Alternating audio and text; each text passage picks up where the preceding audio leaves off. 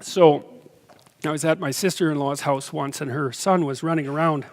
He's about 4, very precocious, very verbal, very intelligent, running around with a night hat on and a sword. So he's engaged in this pretty intense play world. And when he goes to sleep, he puts the night hat on his pillow and the sword by his pillow. And at the same time, he's having night terrors. So he's waking up, and it had been for a number of weeks, waking up screaming, but he doesn't know why. There's some things that aren't going so well in the household, and the parents get divorced shortly afterwards. Okay, so that's what's going on underneath, right? And he's also going to go to kindergarten, and so he's about to go into the world. And so he's coping with this, you know. So I'm watching him zoom around as this night and thinking that's pretty cool. And that night he woke up and and was screaming. And so we were all at breakfast the next morning. And I said, "Did you dream anything?" And he got really intense. And he said, "Yes, I had a dream."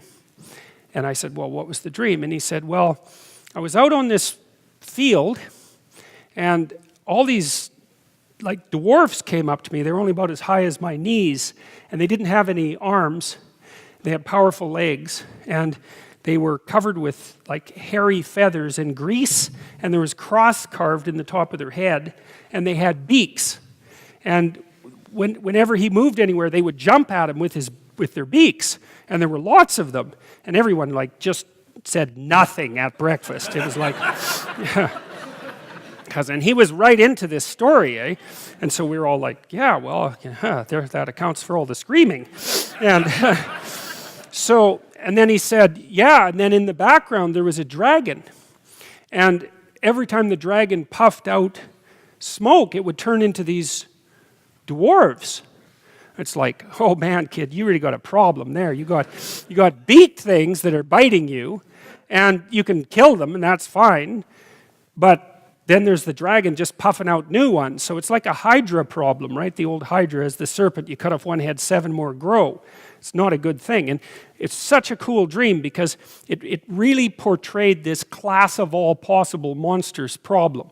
So you've got the specific monsters, and that's a problem. So you've got to get rid of them. But that's not the problem. The problem is that there's something in the background that's just generating monsters like mad. And so I said to him, what do you think you could do about that? And that's a loaded question, right? That's like leading the witness in a trial. You don't get to ask a question like that because it implies the answer.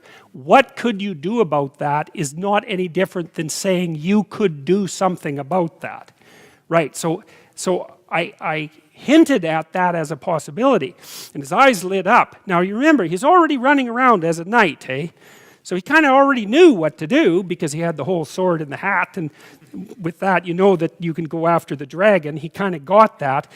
And he said, I'd get my dad, and then I'd jump up on top of the dragon, and I'd poke out both of its eyes with my sword, and then I'd go right down its throat to the firebox where the fire comes out, and I'd carve out a piece of the firebox, and then I'd use that as a shield. And I thought, yes!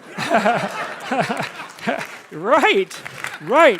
Man, it's so smart, eh? Because he got the thing instantly. He knew. So imagine, first of all, he thought, okay, I have to go to the heart of the problem, right? And really to the heart, not to the dragon, but right down the damn thing's gullet, right to the place where the fire was actually being created. Because it was there you could find the shield, and that he'd take this thing that was fireproof and make a shield out of it. And so that was just dead, bloody perfect. It was